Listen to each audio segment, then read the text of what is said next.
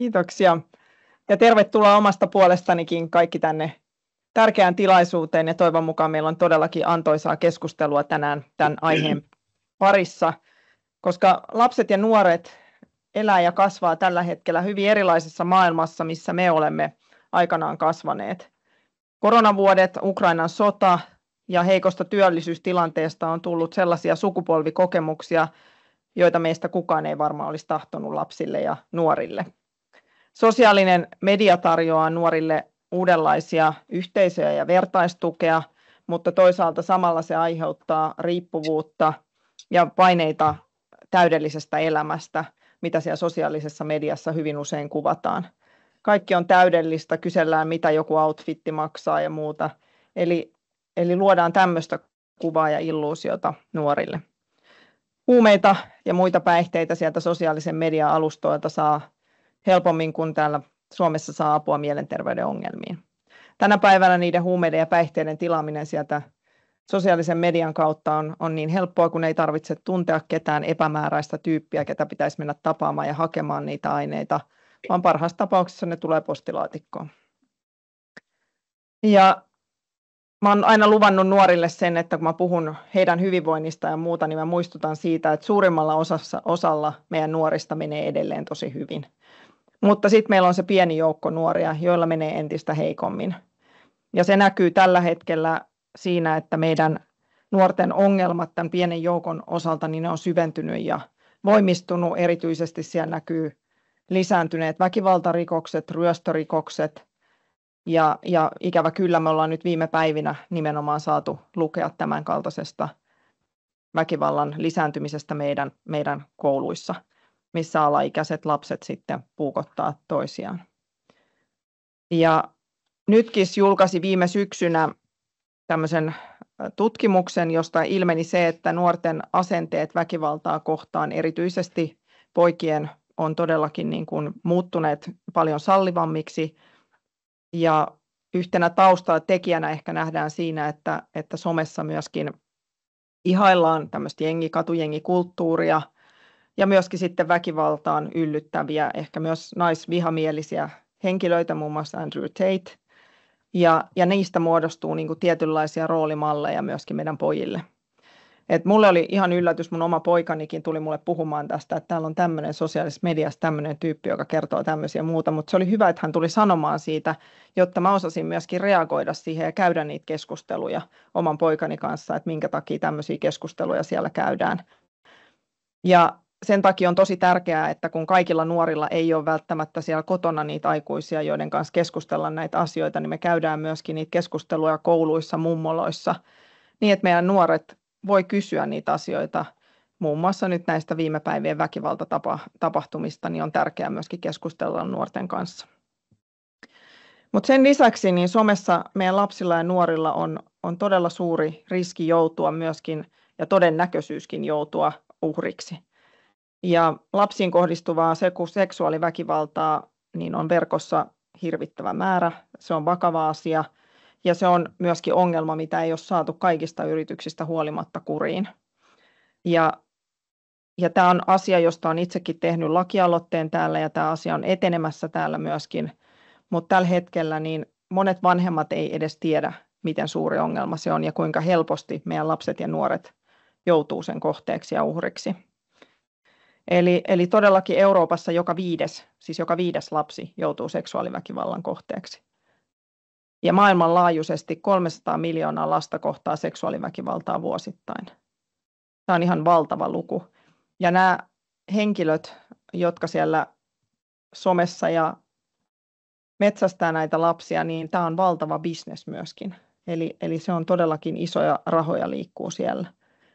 Ja tämä on sen takia aihe, johon niin kuin on puututtava ja siihen on yritettävä löytää niitä keinoja, että millä tavoin pystytään näitä rinkejä muun muassa paljastamaan tuolta internetin syövereistä, niin ei todellakaan ole helposti löydettävissä myöskään.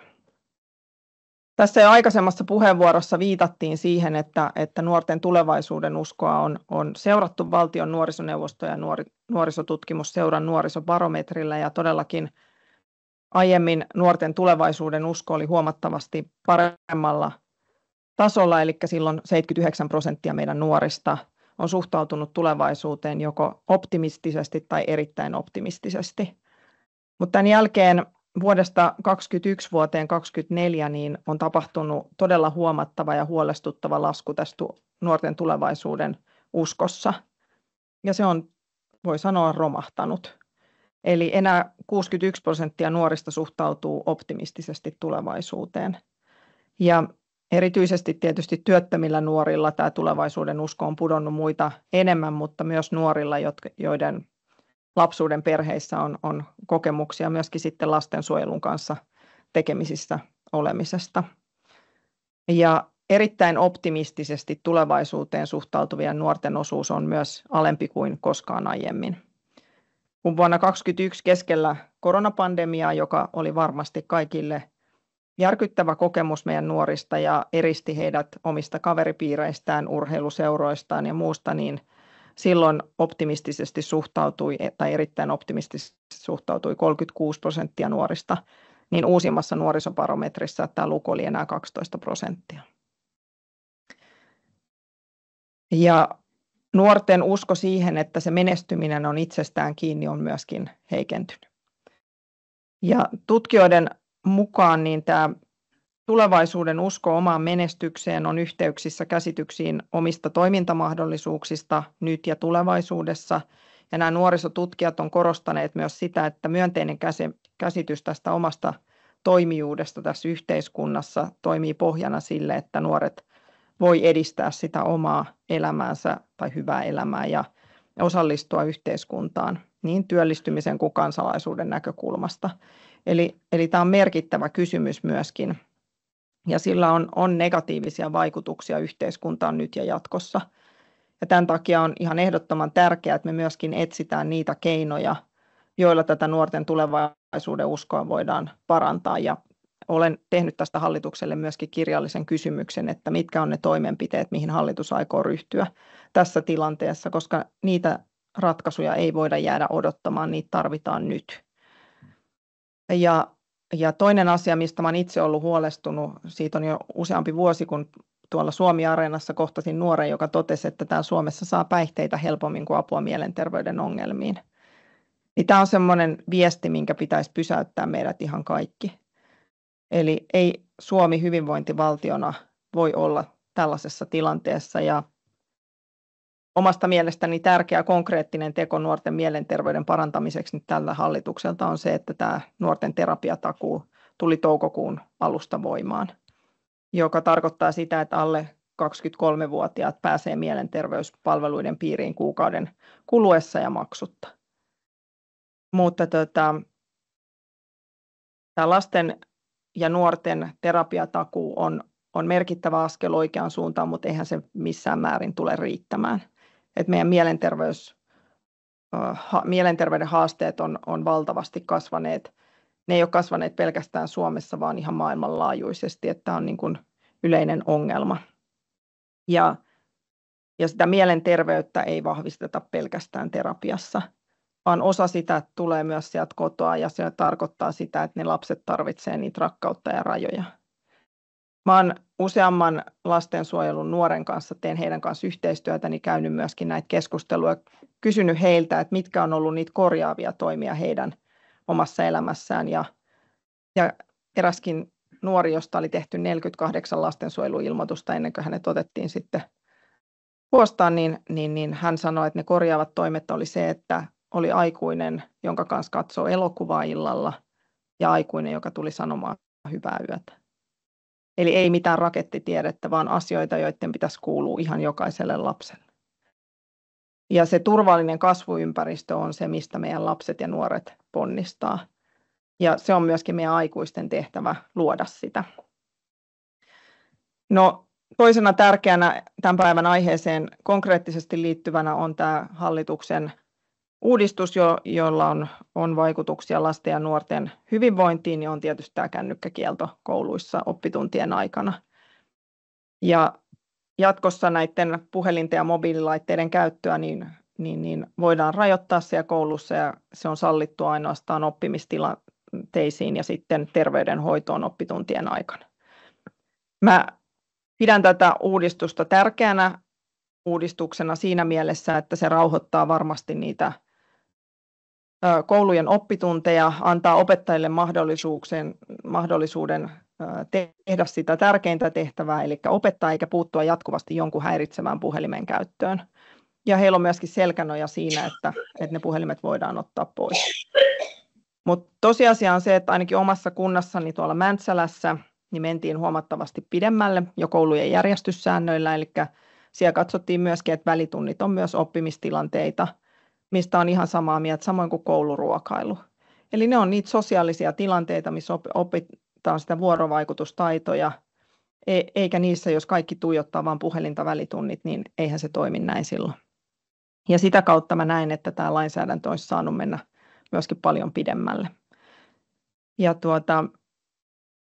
tämä muutos niissä kouluissa, mistä tämä on tehty, niin on jo näkynyt selkeitä vaikutuksia oppimistuloksissa siihen, että oppitunnot on rauhallisempia ja myöskin sitten siihen, että se työrauha koko koulussa on parantunut ja sitä kautta myöskin niin kuin oppilaat on kokenut sen miellyttävämmäksi sen oppimisympäristön. Ja toivon mukaan tällä ei ole vaikutuksia vaan siellä kouluissa, vaan sillä on vaikutuksia myös sit vapaa-ajalla, koska yksi asia, mikä meidän lasten ja nuorten mielenterveyteen vaikuttaa ja ylipäänsä kouluissa, niin on myös koulukiusaaminen. Ja näiden puhelinten myötähän se on johtanut siihen, että se ei tapahdu vain kouluissa, vaan tosiasiassa se kiusaaminen jatkuu myös kotona sen puhelimen välityksellä. Eli se kiusaaminen voi olla 24/7 ja se on todella niin kuin vakava tilanne. Ja tämä koulukiusaaminen on yksi aihe, mihin on myöskin niin kuin tärkeää puuttua ja sen tiimoilta on itse käynyt kiertämässä kouluissa ja semmoisen valokuvanäyttelijän kuin minunkin sattui, missä on ollut 10 julkisuudesta tuttua henkilöä, jotka on kertoneet oman kiusaamistarinansa, niin puhumassa tästä kiusaamisesta, että mitä se on. Mä oon puhunut siinä syyttäjänä, en minä poliitikkona, koska mun mielestä se on kaikkien puolueiden asia. Ja puhunut siitä, että ne teot, mitä siellä kouluissa tapahtuu, on se sitten toisen omaisuuden vahingoittamista, toisen haukkumista, toisen lyömistä, niin ne on tosiasiassa rikoksia. Ja ei aikuistenkaan maailmassa niin näihin tekoihin suhtauduta niin, että no joku kiusaa mua, vaan ne on rikoksia. Niin miksi meidän pitäisi kouluissa puhua mistään muusta kuin rikoksista? Ja se on tullut aika monelle oppilaalle myös vähän yllätyksenä, että ei he ole ajatellut tätä näin. Mutta siellä on ollut tosi hyviä keskusteluja ja ne on mun mielestä ollut ihan hirveän voimaannuttavia tilanteita myös siellä koulussa, kun olet saanut niiden oppilaiden kanssa käydä sitä keskustelua. Niin pidän sitä tärkeänä ja aion tätä jatkaa ja meillä on tulossa nyt sit uusi päivitetty näyttely uusilla julkisuuden henkilöillä ja uusilla tarinoilla, niin kierretään sitä, että se on käytössä kaikille sitten vapaasti. Mutta todellakin, kuten aikaisemmin tuossa totesin, niin meillä aikuisilla on vastuu niin luoda niin meidän teoilla toivoa ja uskoa meidän lapsille ja nuorille siihen tulevaisuuteen. Ja se, että me puhutaan niistä huolista, nostetaan esille, että meidän lapset ja nuoret voi huonosti tai muuta, niin me voidaan tosiasiassa pahentaa sitä kierrettä. Eräs tyttö tuli mulle puhumaan, kun mä puhuin tästä asiasta niin, että minkä takia aina kaikkialla kirjoitetaan, että kaikkia nuoria ahdistaa ja he on masentuneita ja muuta. Että hänelle tulee sellainen tunne, että vaikka hän ei ole, niin hänen pitäisi olla. Ja tämä on niinku semmoinen, mikä itsellekin herätti, että ei puhuta näin, vaan puhutaan, että suurin osa meidän nuorista oikeasti voi hyvin. Mutta sitten meillä on niitä nuoria, jotka voi entistä pahemmin, ja niiden osat meidän pitää löytää ne ratkaisut. Ja nimenomaan sitä toivoa luodaan niillä konkreettisilla teoilla, ja sen takia mä odotan tämän illan keskustelua oikeastaan malttamattomana, niin että yhdessä saadaan pohtia niitä ratkaisuja tähän tilanteeseen. Ja kiitos teille kaikille, että olette tullut tänne paikalle. Kiitos sinne linjoille, että olette, mutta nyt odotan sitä ratkaisukeskeistä keskustelua sitten. Kiitoksia.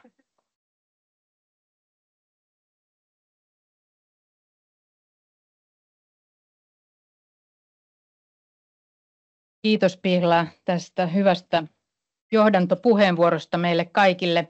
Nyt mä pyytäisin panelisteja tänne eteen istumaan. Saa valita ihan oman tuolin ja järjestyksen ja myöskin järjestyksen siinä mielessä, että aloitetaanko me ensin Suvi Uskista avauspuheenvuoro omasta näkökulmasta tähän problematiikkaan. Ole hyvä.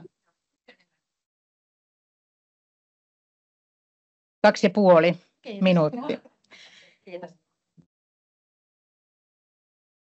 No niin, eli tosissaan mun nimi on Suvi Uski ja mä oon taustaltani sosiaalisen median tutkija ja tehnyt sosiaalisen median parissa töitä viimeiset 15 vuotta, mikä tarkoittaa sitä, että silloin kun Facebook rantautui Suomeen, niin silloin mä aloitin about mun tutkijahommat.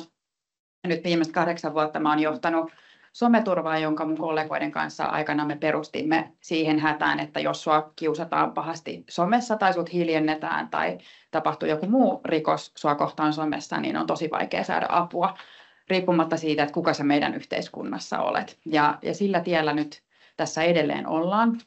Mun arkeen kuuluu sosiaalisen median haitallisten ilmiöiden kanssa työskentely, ja nämä 2 haitallista ilmiöä käytännössä katsoen tarkoittaa sosiaalisessa mediassa tapahtuvaa rikollisuutta ja toisaalta sitten tätä koukuttavuuden ongelmaa, jonka kanssa me nyt kaikki täällä taklataan arjessamme. Ja viime syksynä multa julkaistiin kirja nimeltä Mitä some tekee meille, jossa kuvaan tätä mun näköalaa tähän niin kuin aika katastrofaaliseen tilanteen, jota me nyt tänä päivänä eletään. Ja ehkä jotta saatte sitten mun ajatuksista tässä paneelin aikanakin paremmin irti, niin mä haluan sanoa 2 semmoista pääajatusta, jotka ohjaa mun mielestä hyvin meitä ajattelemaan tätä somea tällä hetkellä. Eli kun puhutaan somesta, niin mun mielestä on aika hyödyllistä puhua tämmöisestä niin kuin vanhasta somesta ja uudesta somesta. Ja uudella somella mä tarkoitan somea, mikä on tullut tämmöiseksi mainstream-someksi tässä viimeisen 3 vuoden aikana. Ja uuden somen käytännöt on tullut TikTok-nimisen alustan myötä käyttöön. Ja siellä toimii tällaiset epäeettiset algoritmit, jotka pystyy koukuttamaan terveen ihmisen käyttämään alustaa tuntitolkulla. Länsimaista eli Yhdysvalloista tulevat alustat, kuten Facebook, Instagram ja Snapchat ja sun muut, ne ei ole pystynyt käyttämään näitä epäeettisiä algoritmeja samalla tavalla kuin TikTok on käyttänyt, mutta nyt ne on leviämässä myös heidän alustoilleen uuden poliittisen ilmapiirin salliessa. Käytännössä katsoen tämä tarkoittaa sitä, että uuden somen käyttö ei pysy kenelläkään hallinnassa. Et jos me katsotaan vanhan somen käyttäjiä, aikuista väestöä, päivittäinen käyttöaika on 2 tuntia 23 minuuttia. Mutta sitten jos me katsotaan uuden somen käyttäjiä, niin aikuisen somekäyttö ja väestön osalta niin vuositasolla numero on jotain reilut 800 tuntia vuodessa. Et ei kauhean paha. Mutta sitten nämä juniorit, jotka on siellä TikTokin ja uuden somen algoritmien piirissä, niin heillä se vuositason käyttö on 1800 tuntia, mikä vastaa suomalaisen virkamiehen työaikaa. Ja se ei ole reilua, jos me mietitään, että oman koulupäivän harrastusten lisäksi pitää viettää aikaa näin paljon siellä. Se toinen pääajatus, mikä liittyy tähän koukuttavuuteen ja siihen, että no, eikö ne ihmiset nyt voi vaan tulla pois sieltä? Tai että no mitä sitten, että antaa ihmisten nyt tehdä mitä haluavat kännyköillä. Ja se ongelma on siinä, että se sisältö, mitä näytetään, jotta ihminen pysyy sen 5-12 tuntia vuorokaudessa siellä esimerkiksi TikTokissa, niin se on hirveän rajua. Se on sellaista, mitä jos et ole itse ollut TikTokissa, et voi käsittää, mitä se voi pitää sisällään. Se on aivan absurdia, jos joutuu semmoiseen oikein algoritmipyöritykseen. Erityisesti tyttöjen kohdalla siellä on tämmöistä todella koukuttavaa syömishäiriötä lisäävää sisältöä, tyyppisesti miten elät 1 viinirypäleellä päivässä. Ja siihen yritetään koukuttaa tyttöjä ihan niin kuin aivan uskomattomin tavoin. Ja se totta kai kiinnostaa, koska siellä tulee niin hurjia näköaloja sitten, miltä näyttää. Nyt jätetään paneelikeskustelullekin. Sanon vielä toisen, koska niin kuin, jotta saadaan kiinni tästä, että miksi se koukuttavuus on, niin toinen juttu on sitten se, että kun puhutaan näistä naisvihamielisistä asioista, mä sanon siis sen tässä nyt, koska se helpottaa, että me päästään sitten keskustelemaan. Mä ajattelen, että tehdään palvelusta. Niin on siis se, että harva nuori mies menee someen tai internettiin, että mistä löytäisi nyt naisvihamielistä sisältöä. Että ei ne meidän pojat sitä mene sinne etsimällä etsimään.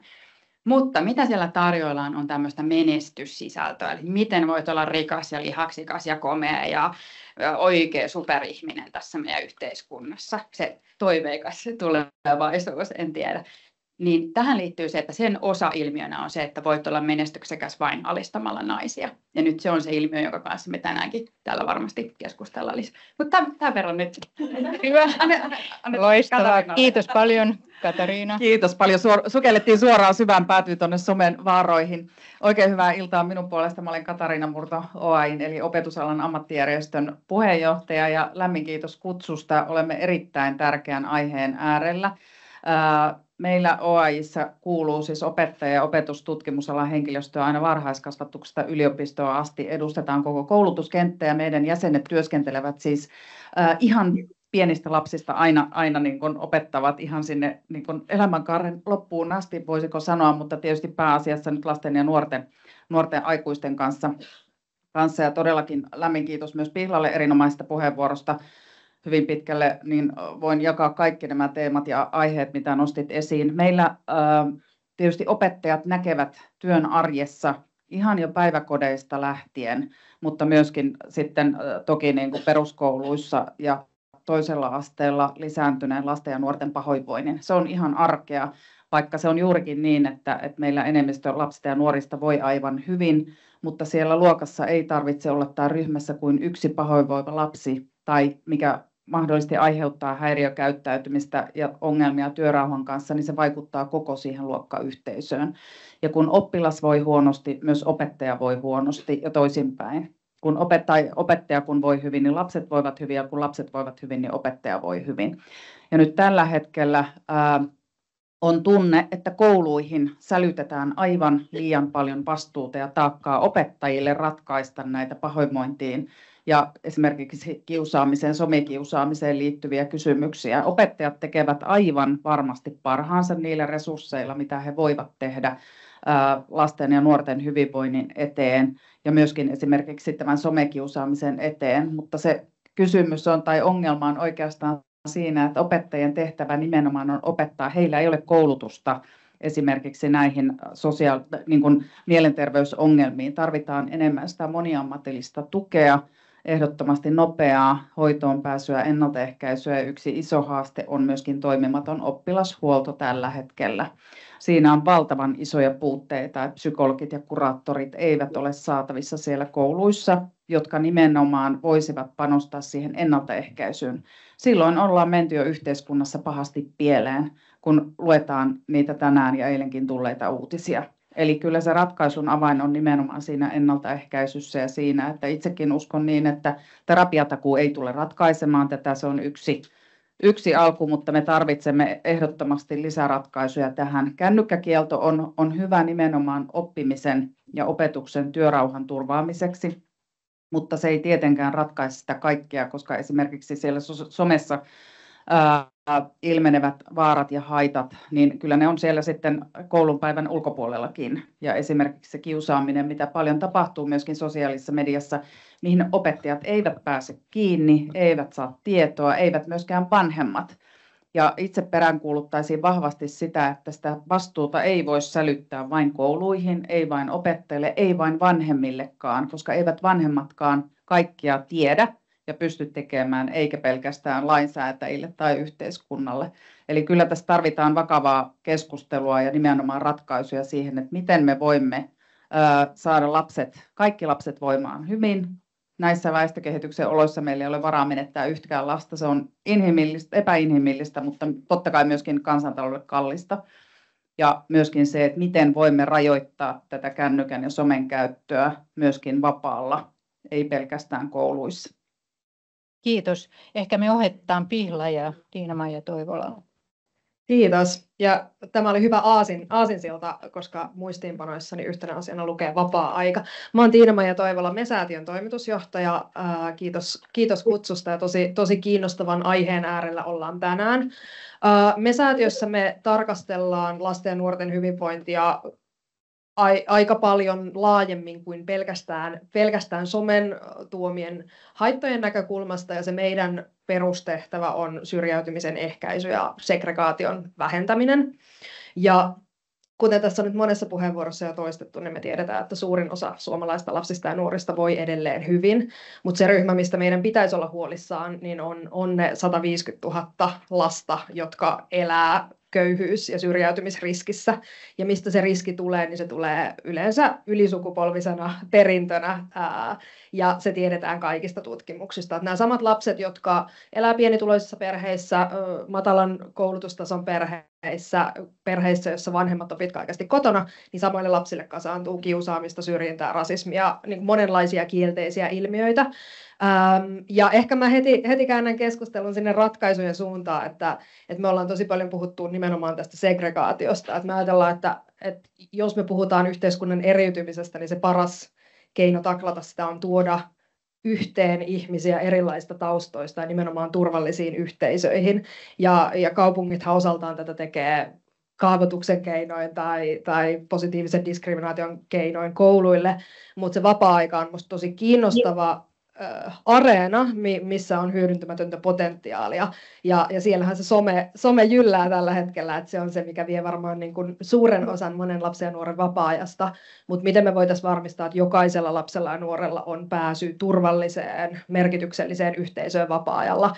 Ja ollaan puhuttu paljon vapaa-ajan renesanssista, että silloin sotien jälkeen harrastustoiminta ja järjestötoiminta lähti nousemaan nimenomaan siksi, että pidettäisiin nuoret miehet poissa pahanteosta. Ja nyt me ollaan ajauduttu tilanteeseen, missä osa lapsista ja nuorista jää merkityksellisen vapaa-ajan ulkopuolelle. Ja niistä lähtökohdista mä varmaan tänään tässä keskustelussa, että mitä me voidaan tuoda, mitä mielekästä me voidaan tuoda lapsille ja nuorille, että se some ei nappaa ihan täysin valtaansa. Kiitos. Kiitos.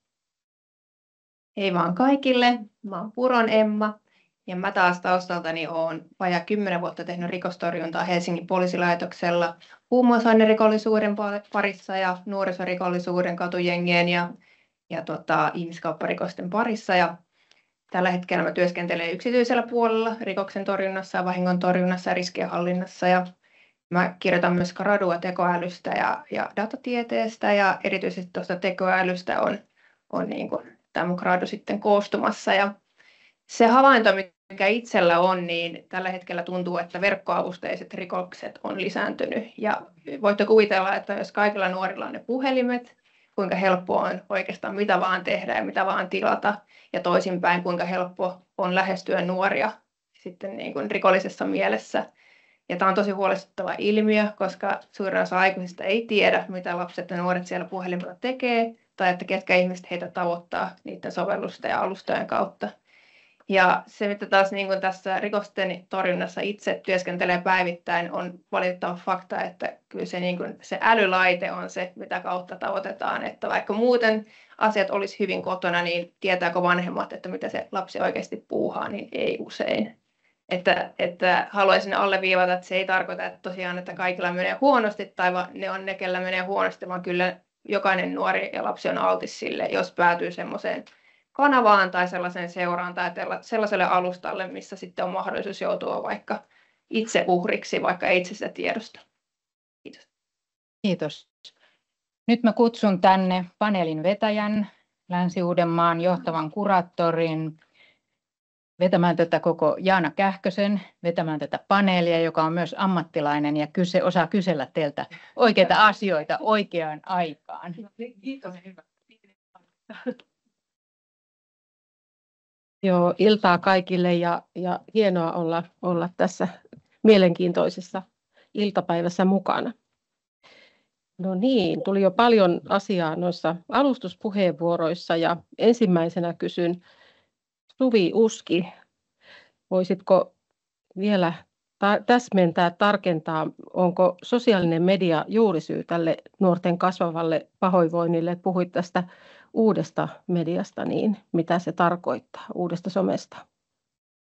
No joo, siis me tuolla someturvassa nähdään just tämä oikeastaan tämä koko kirjo, mitä Katariina tässä kuvasi, että kun opettajat ja koululaiset kaikissa ikäluokissa someturvan suojan piirissä on merkittävä osa suomalaisista koululaisista, mutta myös opetushenkilöstöä. Ja jos me katsotaan viime vuotta vaikka, että miltä se näytti, nämä vakavat somessa kohdatut tilanteet, niin tämä oli ensimmäinen vuosi meidän julkaistussa täysin julkisessa kirjanpidossa, missä on 6-vuotiaita jo pyytämässä apua. Ja kyllä me nähdään se, että vaikka me kaksin käsin täällä tehdään vaikka someturvassa töitä, meillä on juristit ja psykologit auttamassa siellä lapsia ja opetushenkilöstöä näiden kinkkisten tilanteiden kanssa, niin ei se riitä.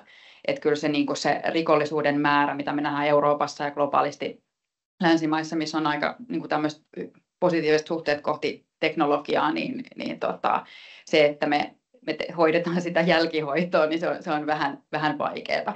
Ja sitten tullaan oikeastaan kysymykseen siitä uudesta somesta, mistä tässä puhuinkin, että nämä algoritmit on niin koukuttavia, niillä on ollut niin paljon käytössä ihmisistä kerättyä tämmöistä mikrotason dataa, eli yli miljardin ihmisen monen tunnin päivittäinen käyttö, kaikki huokaukset, liikkeet siinä näytöllä, miten silmät liikkuu, mitä sä katot ja näin. Se on pystynyt oppimaan se tavallaan heidän alusta sitä, että mitä kannattaa tarjota, jotta voidaan pitää tämä ihminen vielä vähän kauemmin koukussa. Ja just, että me puhutaan tästä segregaatiosta, mutta että mä näen, että voi olla se aika, että ne vanhat muuttujat, joilla me on ajateltu, että minkä perusteella lapsi vaikka syrjäytyy, niin ei enää kohta päde, koska nämä algoritmit mukanaan tuo tällaisia haasteita. Ja haluan tässä kohtaa painottaa, että nyt me ollaan vielä paikassa, jossa me voidaan kaikki puhua vielä nuorista ja lapsista ja niiden somen käytöstä ehkä tänään, mutta ensi vuonna niin tämä uusi some on vallannut meidän aikuisten käyttämiä someja ja silleen, että tämä ei ole menossa pois itsestään tämä tilanne ja se tarkoittaa sitä, että siellä on nyt Kiina vastaan Yhdysvallat, josta nämä isot alustat tulee. Ne kilpailee keskenään kaikkien meidän käyttäjien huomiosta, mikä tarkoittaa sitä, että kukaan ei halua olla se kiltti ja vastuullinen toimija ja vähän vähentää sitä koukuttavuuden nappia siellä alustalla, vaan päinvastoin. Tiedetään, että jos vähennetään, niin toinen alusta tulee ja nappaa ton käyttäjän. Ja sen takia me ollaan nyt vähän semmoisia riepottelun kohteita täällä. Kiitos. Tähän jatkoksi vielä, kun on kuitenkin, puhutaan nyt tietystä sukupolvesta nuoria tällä hetkellä, jotka elävät tätä lapsuutta ja nuoruutta, niin ovatko he jotenkin tämmöisessä väliinputoaja- tai koekaniini-vaiheessa ennen kuin sitten me aikuisetkin päästään mukaan tähän uuteen someen, että jos sä Suvi Uski haluat vielä jatkaa tästä. Joo, mielelläni jatkan ja tämä on nyt mun näkemys, mutta sen verran mä oon 8 vuotta tehnyt nyt koulujen kanssa ihan kaikilla tasoilla töitä ja päättäjien kanssa, mutta mä ajattelen, että tämänhetkiset peruskoululaiset kaikissa ikäluokissa on ollut näitä koekaniineja, mutta nythän meillä on taas ilmapiirin muutos tänä vuonna tapahtumassa. Perusopetuslaki muuttuu elokuusta eteenpäin ja tähän tulee parannus. Kaikki meidän yhteiskunnan tasot niin kuin havahtuu tähän ilmiöön. Samaan aikaan mä ajattelen näin, että ei kannata syyllistää kukaan täällä itseämme tai ammattilaisina tai vanhempina tai näin poispäin.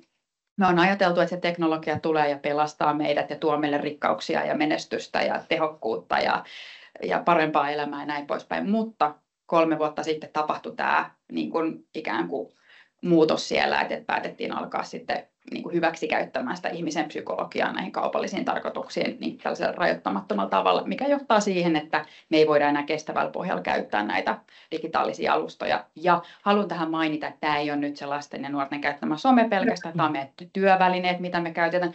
Hammasharjoja on markkinoilla, jotka yrittää saada sut pesemään vielä yhden kierroksen sun hampaita, että me eletään tämmöisessä superkoukuttavassa maailmassa, joka vaan muuttuu koukuttavampaan suuntaan koko ajan.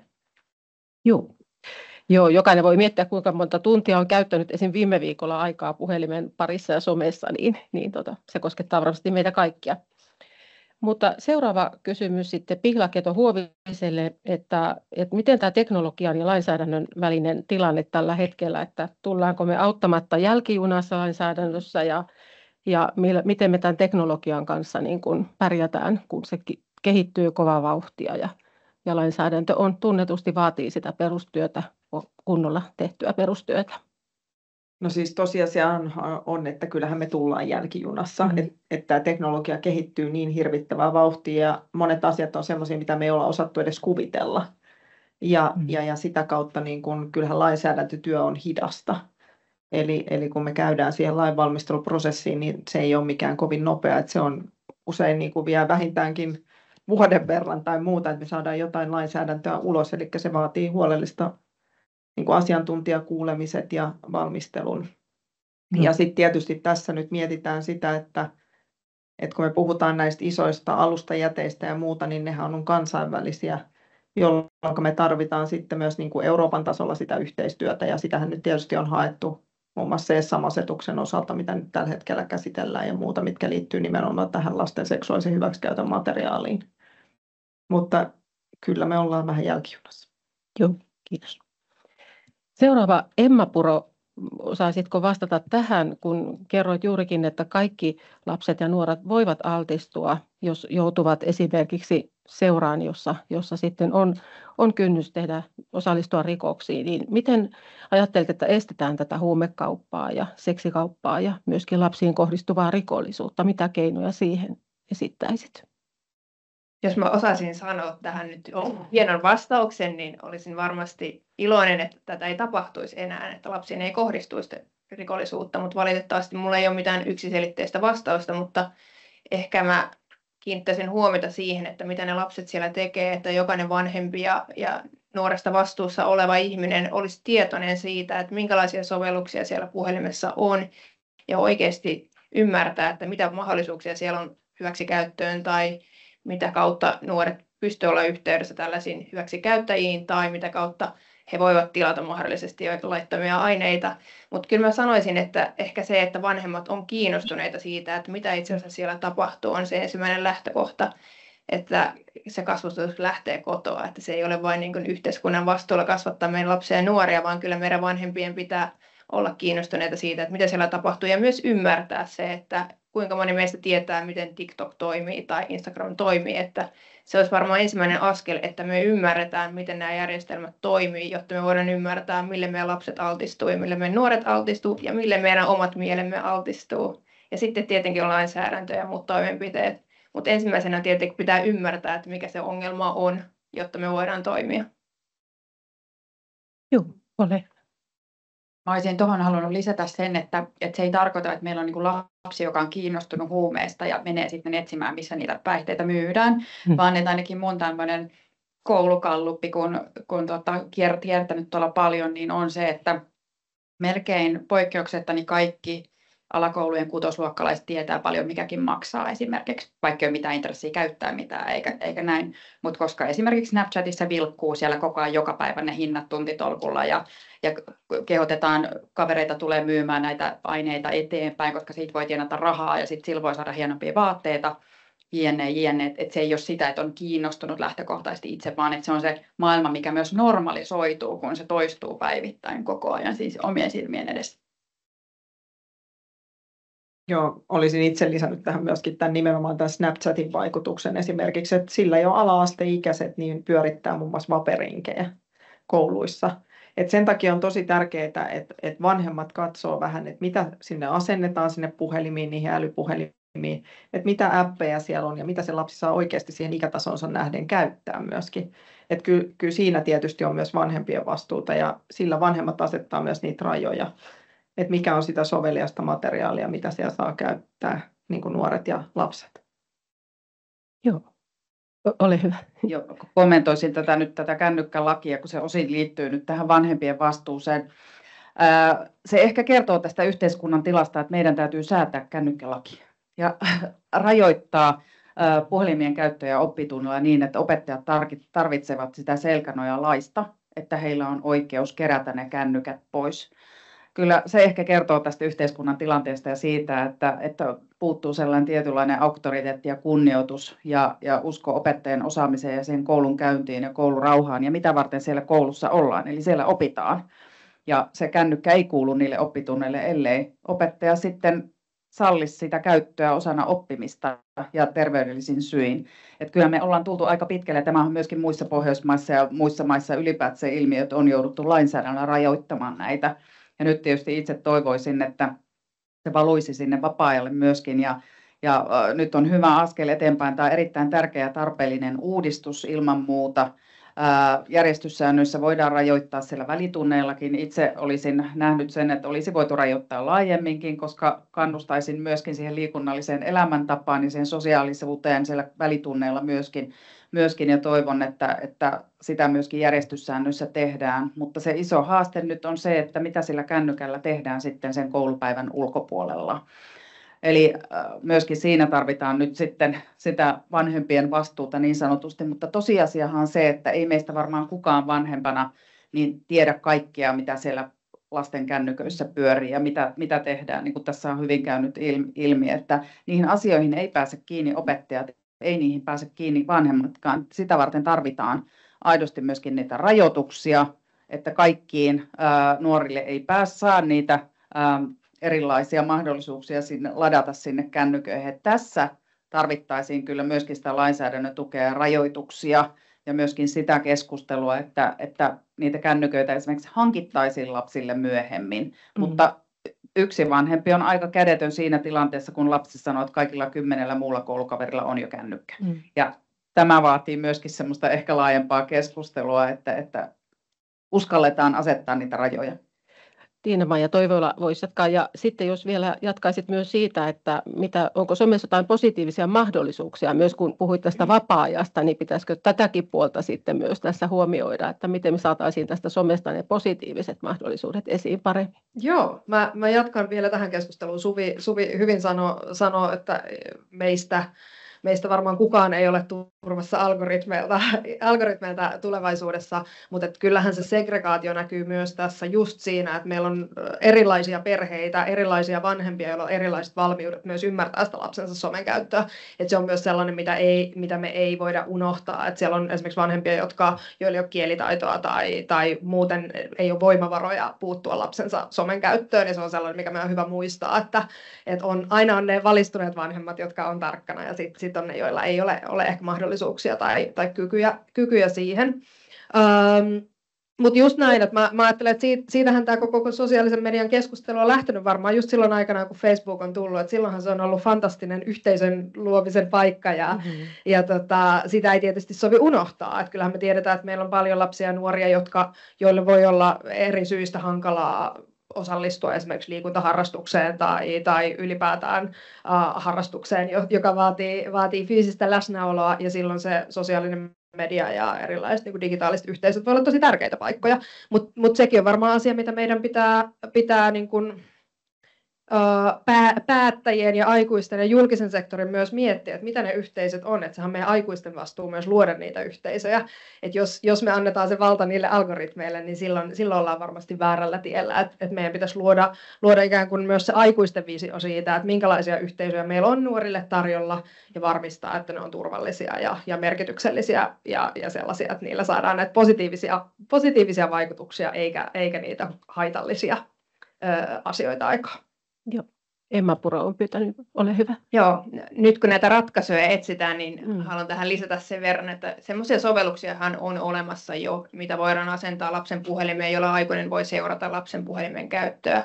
Tässä tietenkin osalle herää se kysymys, että kuinka paljon se yksityisen suojaa loukkaa, mutta että tämmöisiä on kuitenkin olemassa jo, että niin ennen kuin odotetaan, että lainsäädäntö tai joku muuttuu, niin jonkin verran pystytään jo seurata sitä. Oma vanhempi voi seurata, mitä lapsi tekee ja mitä sovelluksia lataa. Että sen verran jotain positiivista kuitenkin on jo kehitteillä. Pihla Keto-Huovinen, ole hyvä. Kiitos. Ehkä tästä jatkan, että tavallaan myöskin se lasten puhelimen käyttö, mä olen itse omille lapsille sanonut, että se perustuu myös luottamukseen.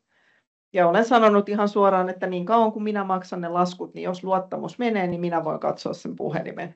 Ja se on sitten nämä oikeudet tietysti, mutta mun lapset on ainakin tyytynyt tähän ihan, että he on olleet siitä ihan tyytyväisiä, että äiti on myös kiinnostunut siitä, että mitä he tekevät. Mutta ehkä siihen, että miten tämä vapaa-aika, niin kun Katariina mainitsi tästä liikunnallisen elämäntavan, niin kyllä se, että meidän lapsilla ja nuorilla, niin kaikilla olisi se mielekäs harrastus joku, niin pitää aika paljon pois myös sieltä puhelimelta. Et kun seuraa nuoria, jotka harrastaa liikuntaa, on jonkun seuran jäseniä ja muita, niin kyllä heidän vapaa-aika menee paljon enemmän niin kuin edelleen niissä liikunnallisissa harrastuksissa kuin sen puhelimen parissa, kun seuraa näitä lapsia. Ja sitten kun mietitään, että miten tärkeää työtä nämä järjestöt ja vapaaehtoiset tekee niissä urheilu- ja liikuntaseuroissa, niin sillä on oikeasti valtava merkitys, ja sen takia meidän pitää myös pystyä tukemaan näitä järjestöjä siinä työssä, mitä he tekevät meidän nuorten hyväksi. Katariina Murto, ole hyvä. Ja nyt pompitaan vähän aiheesta toiseen, mutta kännykän ympärillä edelleen. Eli kyllähän se näkyy myöskin niin kuin, siellä koulujen oppimisessa ja oppimisen tasossa, keskittymiskyvyssä tämä kännyköiden liikakäyttö, eli keskittymisvaikeudet, univaikeudet tai uneliaisuus koulussa, levottomuus. Se kännyköiden liikakäyttö on näkynyt nyt siellä oppitunneilla ja vaikuttaa ihan suoraan oppimiseen myöskin. Ja nyt kun paljon puhutaan myöskin tästä oppimistason laskusta, mikä on aivan niin kuin oikea asia puhua ja tarkoitus on ja nimenomaan tavoite ja tärkeää saada oppimistasoakin ylös ja osaamis- ja koulutustasoa tässä yhteiskunnassa, niin siinäkin mielessä on erittäin tärkeää, että tätä kännyköiden käyttöä rajoitetaan kouluissa oppitunneilla, mutta nimenomaan jos se liikakäyttö niiden älylaitteiden käyttö jatkuu siellä vapaa-ajalla ja niitä käytetään myöhään yöhön asti, niin se näkyy myöskin siellä koulujen arjessa ja heijastuu myöskin siihen oppimiseen. Eli tämä näkökulma on myöskin todella tärkeä. Tässä on kyse kokonaisuudesta, asiat heijastuu toisiinsa ja sitten se voi johtaa myöskin niihin mielenterveyshaasteisiin ja ongelmiin. Eli tietynlainen ketju, mikä tästä seuraa. Joo. Mä ajattelin, että nyt on aika monessa puheenvuorossa jo vähän viitattukin tähän vastuukysymykseen. Nyt voitaisiin käydä ihan semmoinen, että jokainen vuorollaan, saat toki Suvi Uski, mitä sinulla oli muutenkin mielessä, mutta jokainen vuorollaan ottaa kantaa siihen vastuukysymyksiä niin kuin ratkaisukeskeisesti. Että vastuuta helposti pallotellaan sinne ja tänne ja tonne, mutta että nyt ihan sillä lailla, että mikä olisi kenelle vastuu ja miten tästä eteenpäin, että tilanne korjataan. Suvi Uski, ole hyvä. Kiitos. Mä mietin just, että tässä on semmoinen jättimäinen niin kuin paradigman muutos ollut nimenomaan tämän teknologian muutoksen kyljessä. Ja just, että joskus silloin reilu 10 vuotta sitten, kun oli jossain huoltajaillassa puhumassa ja sitten oli se, että sopiva ruutuaika lapselle, että mikä se nyt taas olikaan kaikessa 2 tuntia ja ollaan silleen, että joo, tämä on hyvä. Okei.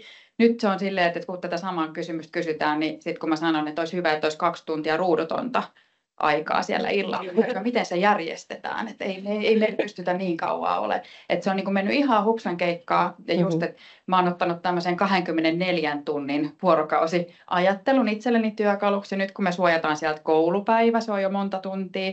Nyt me halutaan seuraavaksi suojata vähän sieltä vapaa-ajalta, jos olisi hyvä saataisiin lisätunteja. Ja sitä aivan optimaalista olisi, että me saataisiin kaikille lapsille ja nuorille riittävät yöunet. Ja siinä on niin kuin sitten monen hyvän asian hyvät avaimet.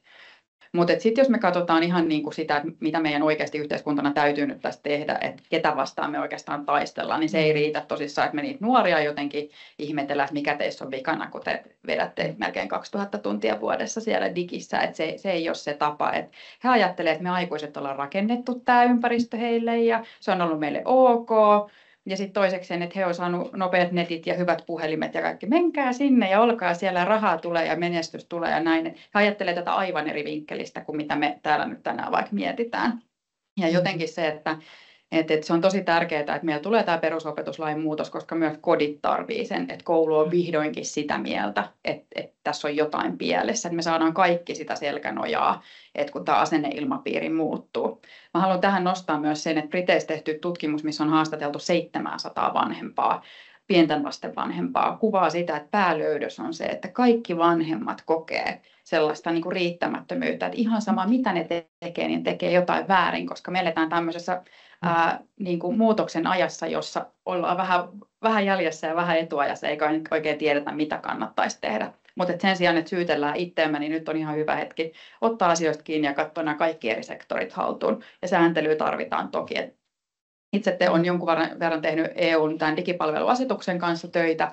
Ja just se, että ei myöskään kukaan tässä salissa tai siellä striimin päässä ei saa ajatella niin, että yhdysvaltalaiset tai kiinalaiset yhtiöt noudattaa tosi kiltisti meidän EU-sääntelyä. Että se ei ole mikään lähtökohta. Että heillä ei ole sääntelyä omille kansalaisille tai omien kansalaisten tietosuojan esimerkiksi osalta ollenkaan, niin miksi heitä kiinnostaa meidän eurooppalaisten käyttäjien tietosuoja. Ja niin kuin, että ei saa olla liian naivi näissä myöskään, että joku tulee ja hoitaa, koska ei välttämättä tule, jos me ei täällä katsota, että pitää olla tarkkana. Vihla pitää huolen siitä. Joo, Katariina Murto, ole hyvä. Joo, itse näkisin näin, että se syyllistäminen ei nimenomaan auta, eikä varsinkaan lapsia ja nuoria pidä tästä syyllistää, mutta jos me tarkastellaan esimerkiksi vanhempia aikuisia, niin esimerkkinä, että tuolla jos näkee lastenvaunia työntävän äidin tai isän, niin poikkeuksetta siellä on aika usealla kännykkä kädessä tai koiran ulkoilutteella on kännykkä kädessä. Mehän näytetään kaikki aikuiset sitä esimerkkiä. Itse olen siinä erittäin huono, koska olen aika paljon kännykällä, kun se on työväline myöskin. Mutta me tarvitaan myös aikuiset esimerkillä näyttää lapsille ja nuorille, miten sitä kännykkää käytetään.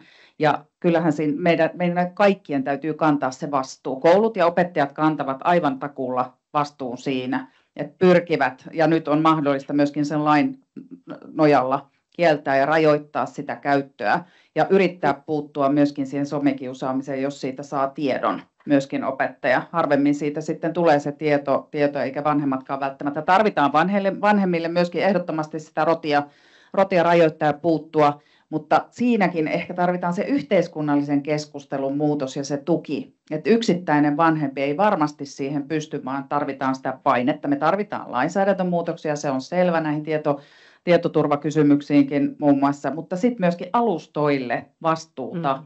Et kyllä, ja se on sitten taas EU- ja kansainvälisen tason kysymys ja päättäjien niin kun mahdollisuus vaikuttaa siihen, että alustoillakin on joku vastuu ja sitä kautta, mitä siellä pyörii ja mitä ne lapset sitä kautta näkevät ja saavat.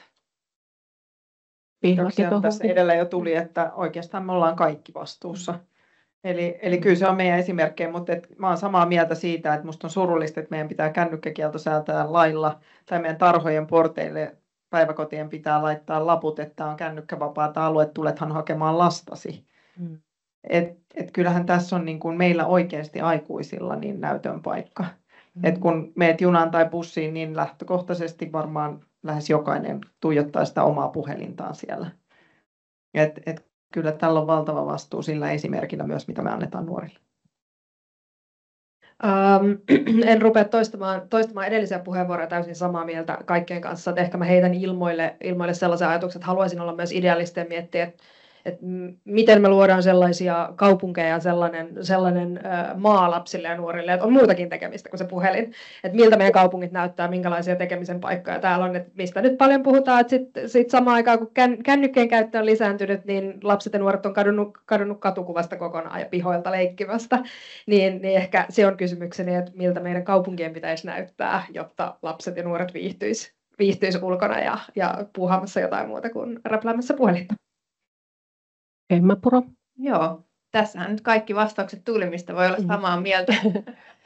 Mutta että kyllähän se vastuu, mä vahvasti ajattelen, että kotoa lähtee kasvatus ja se on jokaisen vanhemman vastuu myös kasvattaa yhtä lailla, kun on tärkeää, että yhteiskunnassa säädetään olot ja lait ja sellaiset, että ne tukee sitä, mutta myös se, niin kuin tässä edelliset puheenvuorot korosti, että yhteiskunnalle vastuu, että jos jatkuvasti vaikka uutisista luetaan, kuinka sometähti OnlyFansissa teki 1 miljoonaa ja YouTubettaa sitä ja tätä, niin onhan se esimerkki nuorille, että aijaa, kun mä sometan, niin mä voin olla miljonääri ja kun mä teen tällaista ja riisun vaatteita, niin mä saan huomiota ja rahaa, mikä on täysin jollekin pienelle lapselle, joka ei ymmärrä sitä, niin todella huonoa. Ja näitä jatkuvasti päämedia syöttää, vaikka voitte lukea itse lehdistä, niin kyllä mä joka kerta järkytyn, että vitsi, että mun lapsi lukee nämä uutiset myös. Että en mä haluaisi tällaista ja se tietenkin tuottaa klikkauksia ja mainostuloja ja näin. Se on sitten se yhteiskunnallinen, että mikä muutos pitäisi sieltä lähteä, mutta kyllä niin kuin se, että me aikuiset myös, kuten itsekin työasiat tulee mun puhelimeen, niin on sitten puhelin kädessä ja sitten mä havahdun, että ei vitsi, että puhelin pois, että mun lapsi näkee. Mä en halua olla se malli, mutta mä menen junaan tai metroon, niin kaikki on puhelimet kädessä tällä lailla siellä, kukaan ei näe mitä tapahtuu. Niin kyllähän se on se, että työtä ottaa meidät puhelimitse ja me ollaan myös siinä puhelimessa kiinni ja lapset kasvaa nykyään siihen, että ne näkee, että vanhemmat on näin. Mikä sitten, kun moniin somealustoihin kuuluu tämä ikäraja ja puhutaan suoja-ikärajasta, niin miten se käytännössä, niin kun, mikä merkitys sillä on ja mihin se ikäraja olisi hyvä asettaa näihin eri alustoihin? Vaikka TikTok on mainittu ja Facebookissa ei varmaan enää ole kuin aikuiset, mutta sitten niin kuin Snapchat ja muut, niin kuka haluaa näistä ottaa kantaa? Katariina Murto. No en suoraan sanonut jotain yhtä ikärajaa, mutta mitä korkeampi sen parempi, mutta sitten täytyy muistaa myöskin, että eihän se kännykkä itsessään ole pelkästään paha, se on erittäin tärkeää myöskin lapsille ja nuorille siihen yhteydenpitoon ja keskusteluun, että ei sekään ole se oikea viesti sanoa lapsille, että kännykkä on paha ja some on paha ja nämä kaikki alustat on pahoja, koska me eletään digitaalisessa maailmassa, me ei päästä enää näitä kännyköitä ja älylaitteita karkuun. Että tärkeämpää on ehkä opettaa myöskin sitä kännykän ja näiden somejen ja digitaalisten laitteiden, älylaitteiden oikeaa käyttöä, sitä digilukutaitoa ja medialukutaitoa myöskin. Ja sitähän kouluissa tehdään. Eli siinä on myöskin se kasvatuksellinen tehtävä, mitä koulut jo tekevät ja mitä vanhemmatkin voivat tehdä, mutta näen kyllä, että nyt en edes tiedä, että mikä eri ikäraja näissä tällä hetkellä on, mutta onko se 12, taitaa olla 13, niin ihan hyvin voisi olla korkeampikin, mutta voihan se johtaa, että se sitten vaan johtaa väärään suuntaan ja sitten entistä enemmän niin kun lähdetään keksimään jotain muita reittejä, että nämä on aika viisaita nämä kaikki niin kun alustojen luojat, että aina tulee joku uusi sovellus ja aina joku uusi tapa, millä sitten koukuttaa.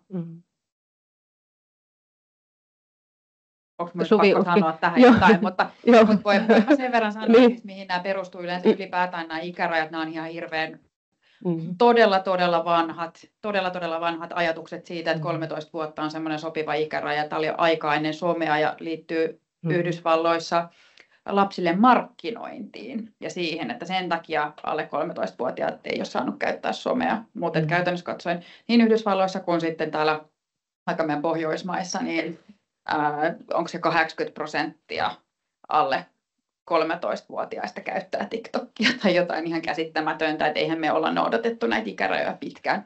Ja sanotaanko, että Suomessa se on ehkä vielä linjassa meidän muuten tämmöisen niin kuin käsitteellisen lasten niin kuin itsenäisyysajattelun niin kuin kanssa. Mutta jos me mennään Yhdysvaltoihin tai vaikka Espanjaan, niin siellä ei alle 12-vuotias saa tulla yksin koulusta kotiin, että vanhemman pitää olla häntä hakemassa. Ja silleen, että Suomessa kuitenkin meillä ekaluokkalaiset tulee itsekseen, että ota siitä vielä kännykkä kuule mukaan ja näin. Mutta niin kuin sanottu, niin silleen turhaa ei kannata katsella peräpeiliin näissä asioissa, että se teknologia kehittyy ja se on tosi kovaa markkinakilpailu nyt näiden alustojen välillä ja meidän täytyy katsoa eteenpäin ja mennä tästä niin kuin huomiseen. Että ei me oltaisi voitu reagoida tähän niin kuin aikaisemmin, mutta nyt on se hetki, kun meidän kannattaa. Joo, kesä lähestyy, lasten ja nuorten kesälomat, hyvin ansaitut. Ja vapaa-aika lisääntyy toisin sanoen, niin minkälaisia neuvoja antaisitte vanhemmille tässä kesäloman kynnyksellä, kun vapaa-aikaa tosiaan on ja monilla vanhemmilla ei ole mahdollisuutta viettää 8 viikkoa kesälomalla niin pitkään kuin oppilaat ja opiskelijat viettävät pääsääntöisesti? Minkälaisia neuvoja vanhemmille? Tukea vanhemmille. Katariina, ole hyvä. Tässä on varmaan niin kuin, ei ole yhtä oikeaa ainoa vastausta, mutta kyllä mä tietysti kannustaisin ja toivoisin, että lapsilla olisi ja nuorilla paljon semmoista fiksua, kivaa tekemistä, yhdessä tekemistä kavereiden kanssa, että se tekeminen ei ole vain siellä kotona sohvalla lojumista kännykällä ja sitä kautta niin kuin keskustelua Snapchatin kautta vaikka kavereiden kanssa tai muutaman. Jos on mahdollista, niin erilaisia leirejä, on ne sitten liikuntaa tai on ne sitten partio tai on ne jotain lukuleirejä, mitä tahansa, kokkaamista, tekemistä, mummolaa, mitä vain mahdollista, että on paljon sellaista niin kuin sosiaalista kanssakäymistä ja kavereiden kanssa tekemistä, että sitä toivon mukaan pystyvät kaikki vanhemmat järjestämään ja niin kuin semmoista myönteistä kivaa. Helposti se ajautuu muuten siihen, kun vanhemmat on töissä, niin lapset on sitten sen kännykän kanssa makaa siellä kotona sohvalla ja käy sitä keskustelua. Haluatko Tiina-Maija Toivola jatkaa? Tai Pihla, haluatko? Kiitoksia. Joo, mä olisin nostanut nämä leirit myöskin, että ne on hyvä vaihtoehto. Mutta sitten toisaalta myöskin silloin, kun sä tunnet lapsen kavereiden vanhempia, niin myös heidän kanssa voidaan tavallaan jakaa sitä loma-aikaa niin, että voidaan sitten ottaa niitä isommalla porukalla kavereita meille tai tehdä yhdessä jotain, lähteä uimaan tai muuta, niin tämä on yksi mahdollisuus myöskin. Joo, mä voin jatkaa sen verran, että varmaan meistä kaikki täällä muistaa omasta lapsuudesta sen, että tylsyyteenkään ei kuole. Et tavallaan se on musta ihana ohjenuora ja myös niin kuin itse vanhempana tiedän sen, että kun lapsi alkaa valittaa tylsyyttä, niin sitähän niin kuin heti yrittää keksiä ratkaisuja, niin muistaisi vanhempana myös sen, että se tylsyys ei ole vaarallista kenellekään. Mutta ihan samat ajatukset, että me ollaan yhteiskuntana ajauduttu tosiaan sellaiseen tilanteeseen, että sen sijaan, että lapset maleksisivat tuolla pihoilla ja rannoilla kesälomapäivät, niin ehkä me tarvitaan niitä leirejä ja järjestettyjä aktiviteetteja, mutta varmaan just vanhempien vastuulla sit se, että se on jotain muuta kuin kotona puhelimen selaamista. Joo. Haluatko Emma, ole hyvä? Ei, taas oli tyhjentävät vastaukset tässä edellisellä, mutta just tämä oli hyvä äskeinen puheenvuoro siitä, että meistä tuntuu varmaan vanhempina, että ei voi olla tylsää ikinä. Että sitten heti tulee valitusta lapsilta tai jotain pitäisi keksiä, niin kyllä se tylsyyskin kuuluu siihen ja antaa tilaa tällaiselle luovuudelle.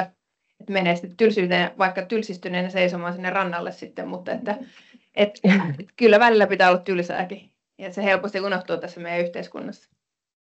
Joo, sitten tässä on viitattu tähän kansainväliseen niin kuin osuuteen myöskin ja eri maissa oleviin käytäntöihin, niin onko jotain, mitä voitaisiin yhdistää Suomen ja muuten kansainvälisesti näitä käytäntöjä ja ohjeita tähän somealustoihin ja näihin algoritmeihin ja muutenkin tähän niin kuin näiden parissa työskentelyyn, niin näettekö, että onko jotain teemoja, missä voitaisiin yhdistää ja Suomessa niin kuin parantaa huomattavasti? Muuta kuin tämä lainsäädäntö, mitä on nyt ostettu, mutta Onko Suvi Uski, haluatko tähän aloittaa? Kiitos. Joo, siis ehdottomasti kannattaa ottaa mallia niin kuin muista samojen ongelmien kanssa painivista maista, missä siis on ollut riittävästi vaurautta antaa älypuhelimet jo varsin nuorille, pienille ihmisille. Meillä on Australia, joka on kieltämässä somen alle 16-vuotiaalta. Lisäksi meillä on Pohjoismaissa tapahtuu vastaavaa, eli Norjassa ollaan oltu tosi tiukkoja ja Tanskassa on lähdetty myös tähän koulujen älylaitekieltoon ja tämän tyyppisiin juttuihin. Sitten on toki niin kuin Intiassa ja muualla siellä on ihan kielletty vaikka TikTokia ja niin kuin, että on tehty tämmöisiä tiukkoja ratkaisuja. Mä ajattelen, että pitkällä jänteellä, että mikä olisi semmoinen niin kuin tietyllä tavalla järkevä ratkaisu, mutta se tulee vaatimaan varmaan vielä vähän kärsimystä tässä ennen sitä, mutta jos me halutaan nämä somet tällaisenaan säilyttää, tai somealustat, jotka nykyisin toimii, niin kyllä niitä pitää säädellä niin kuin entistä tiukemmin suhteessa näihin koukuttaviin algoritmeihin, mitä he käyttää. Mm-hmm. Ja haluan antaa tästä semmoisen esimerkin, että meillä on kaikilla tällä hetkellä, jos on vaikka Facebook siellä omassa kännykässä tai Instagram, sieltä voi valita sellaisen syötteen, missä on tämmöinen kronologinen vaihtoehto, mikä ei ole tähän suosittelualgoritmiin perustuva syöte. Että sitä voi käydä kokeilemassa. Ja sen ongelma on se, että kun sehän on sääntelyn myötä tullut, että meillä on nyt vaihtoehto olla sen ei-koukuttavuuden piirissä. Että jos menee sinne ei-koukuttavuuden piiriin sieltä asetuksista, niin ihmiset ei halua olla siellä, koska se on tylsää se sisältö, mitä tulee. Ja se on niin kuin, ei tässä ollutkaan mitään, mä vaihan takaisin sinne suosittelualgoritmin puolelle. Mm-hmm. Ja kun tämä ilmiö on tämmöinen, minkä kanssa me nyt tässä painitaan, niin me tarvitaan aika hyviä niin kuin tapoja puhua näistä ilmiöistä. Ja nyt kannattaa just sen takia katsoa sinne ulkomaille myös, minkälaisia sanamuotoja on löydetty hyvälle elämälle tai mielenterveydelle tai ihmisten turvallisuudelle tai yhteiskuntarauhalle. Eli aika syvissä yhteiskunnan pyörteissä me tässä kohtaa ollaan. Mutta mä sanon vielä näin, että kyllä tämä viime kädessä on niin kuin Yhdysvalloista hyvin paljon riippuvaa nyt, että mitä suomalaiset käyttää ja kuinka paljon. Ja me ollaan hirveän volatiilisessa tilanteessa suhteessa Yhdysvaltoihin. Eli siellä on kuitenkin joulukuussa ollut hirveän erityyppinen käytäntö vielä vaikka Meta-platformsilla, eli Facebook ja Instagramin omistajayhtiöllä, kuin mitä se on ollut tammikuusta eteenpäin. Eli he on lähtenyt enemmän tänne TikTokin suuntaan nyt, ja nyt me odotellaan, että mitä seuraavaksi tapahtuu. EU-sääntely on se, mihin me nojataan täällä viime kädessä, ja toivotaan, että sitä todella jaksetaan implementoida kaikissa mahdollisissa tasoissa. Joo. Haluaako joku jatkaa tästä teemasta?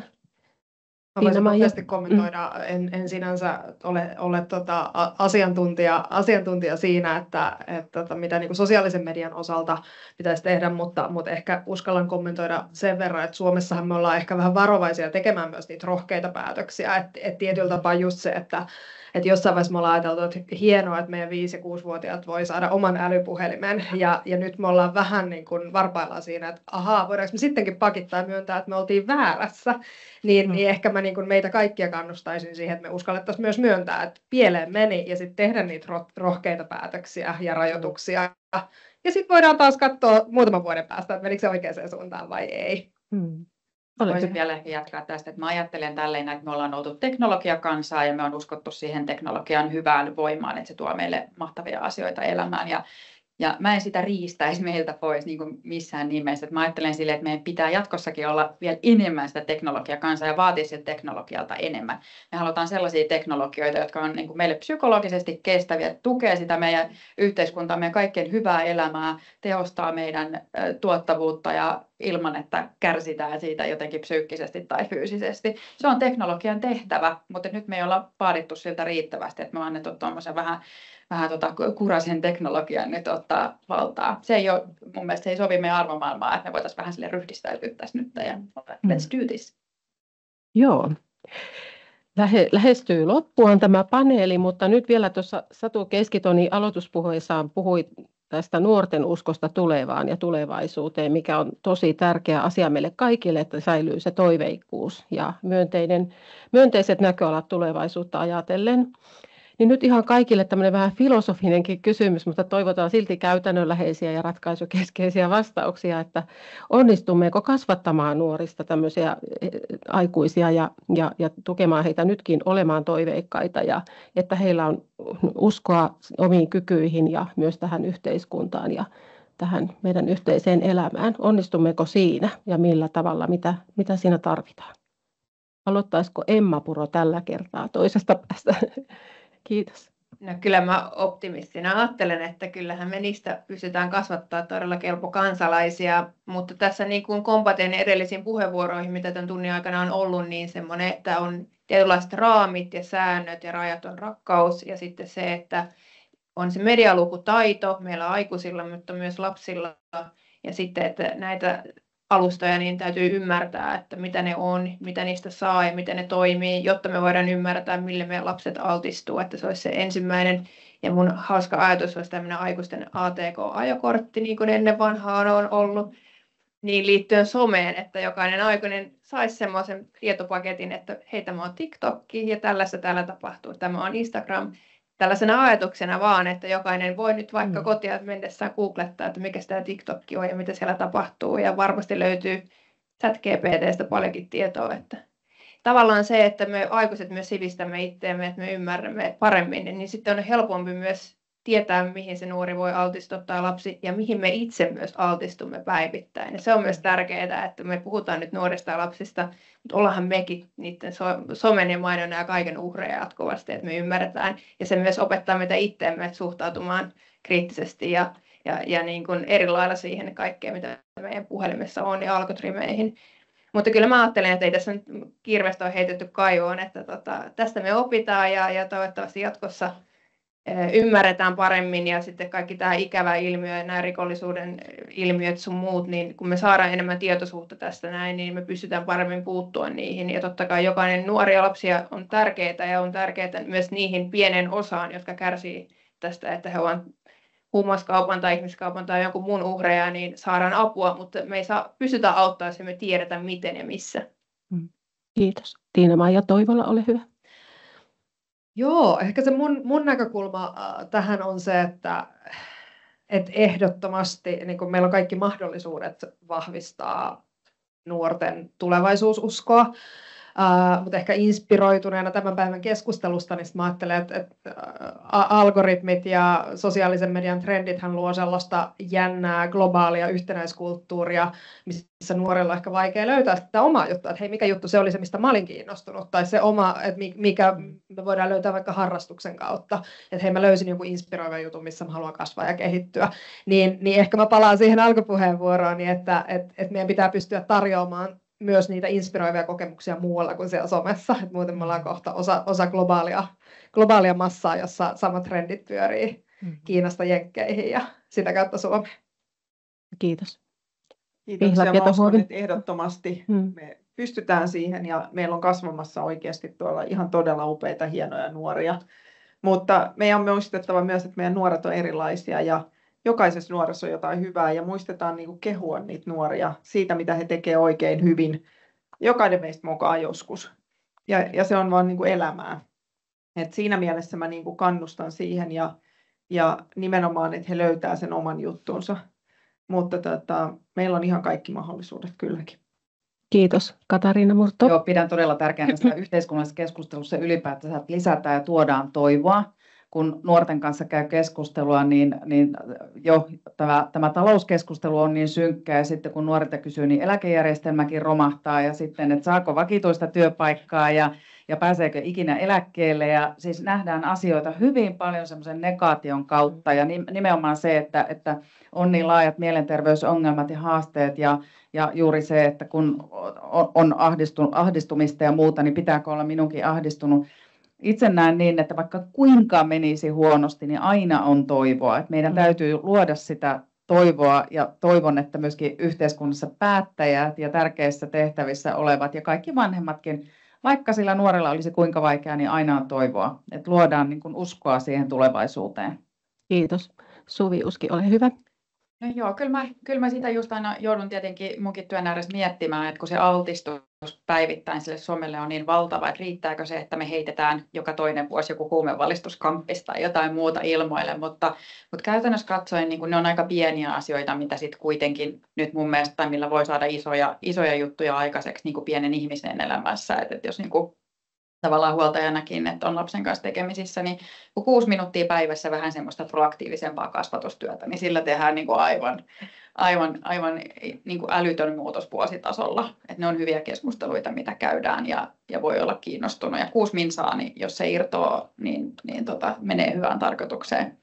Ja sitten mä ajattelin vielä, että tässä niin kuin sanoin, että jos ei aio itse sinne TikTokiin nyt sitten suinpäin illalla mennä tämän tilaisuuden jälkeen, niin on esimerkiksi tämmöinen Yle MOT-dokumentti tältä keväältä nimellä Surullinen sovellus, missä kuvataan aika lailla näitä TikTokin ominaisuuksia. Ja sitten toisena tämmöisenä viihteellisempänä versiona mainostan tässä nyt Netflixin sarjaa Adolescence, jossa sitten kuvataan tämmöistä nuorten kouluympäristöä. Aika raju lyhyt sarja, mutta ikään kuin antaa kuvan siitä, että mitä koulun aikuiset ei näe ollenkaan, mitä siellä koulussa tapahtuu. Ja sinällään yleisenä toimintaympäristönä kuvaa kaikkia länsimaisia kouluja mun näkökulmasta.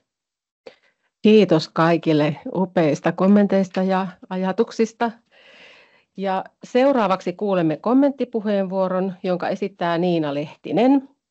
Niina Lehtinen on lastenneurologian ja nuorisopsykiatrian erikoislääkäri, joka on toiminut lääkärinä yli 28 vuoden ajan pääasiassa lasten ja nuorten parissa.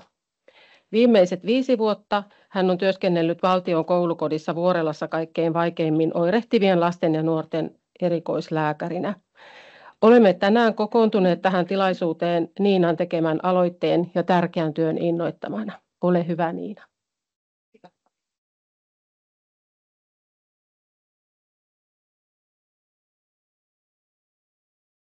Kiitos kaikille panelisteille ja kiitos kaikille tänne osallistuneille. Olemme todella tärkeän asian äärellä.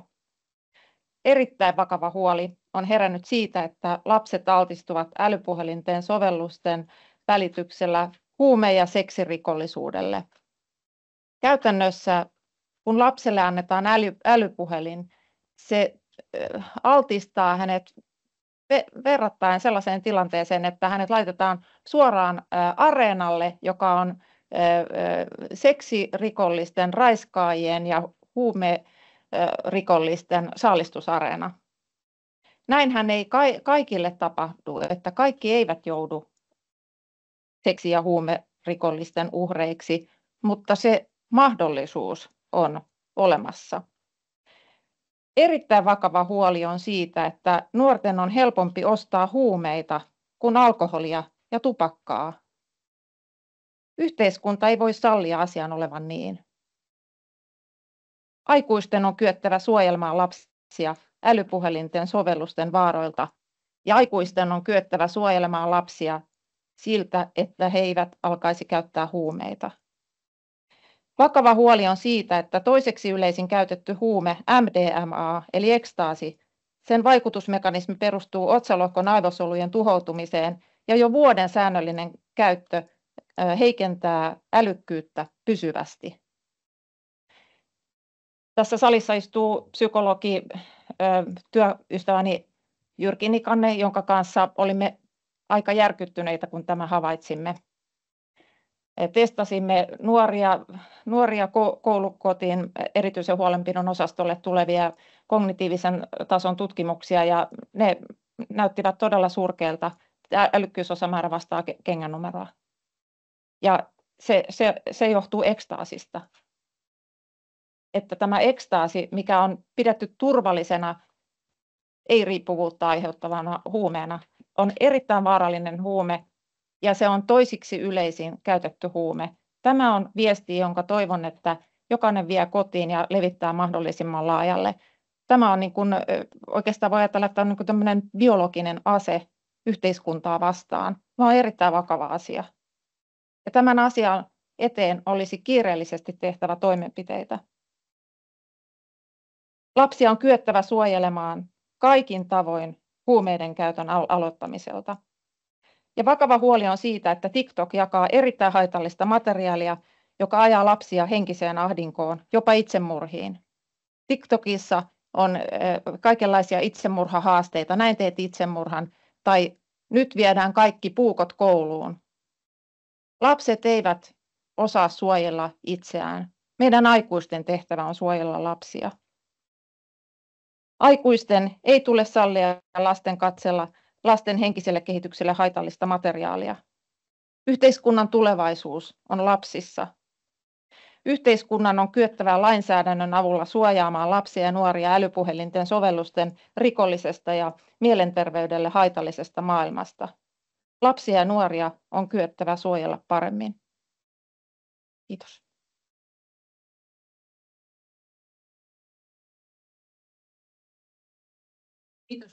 Kiitos kaikille panelisteille. Nämä puheenvuorot pysähdyttävät ja hyvin usein kuulemme pitkiä listoja siitä, että miten tilanne tosiaan eläkejärjestelmästä lähtien romahtaa ja minkä tyyppistä huumeen käyttöä on tänä päivänä yhteiskunnassa lasten keskuudessa.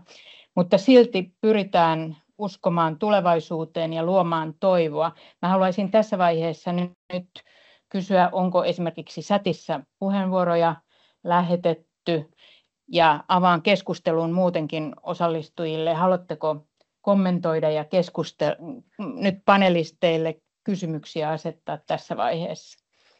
Sieltä takarivistä.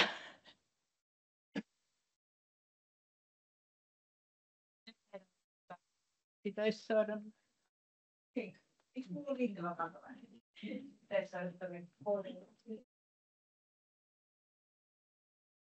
No niin, kuuluuko nyt? Joo, tämä oli mun mielestä tosi hieno tämä psykiatri Niinan puheenvuoro juuri siitä, että meidän pitäisi suojella lapsia, koska se on niin kuin se tärkein asia.